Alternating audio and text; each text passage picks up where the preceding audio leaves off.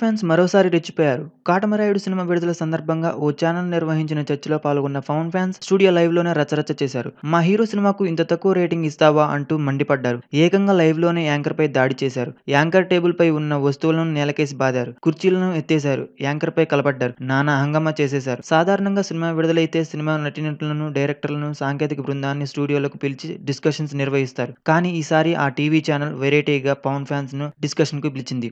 Cinema గురించి అన్ని విషయాలు చర్చించిన తర్వాత రేటింగ్ 3 పాయింట్లు ఇచ్చింది. అప్పటి వరకు బాగానే ఉన్న ఫ్యాన్స్ రెచ్చిపోయారు. 'మా హీరో సినిమాకు అంత తక్కువ రేటింగ్ ఇస్తారా' అంటూ నానా హంగామా చేశారు. సాధారణంగా 3 పాయింట్ల రేటింగ్ అంటే అంత తక్కువేమీ కాదు. కానీ ఫ్యాన్స్ ఆశకు హద్దు ఉంటుందా? అందుకే తట్టుకోలేకపోయారు. రచ్చ రచ్చ చేసేశారు.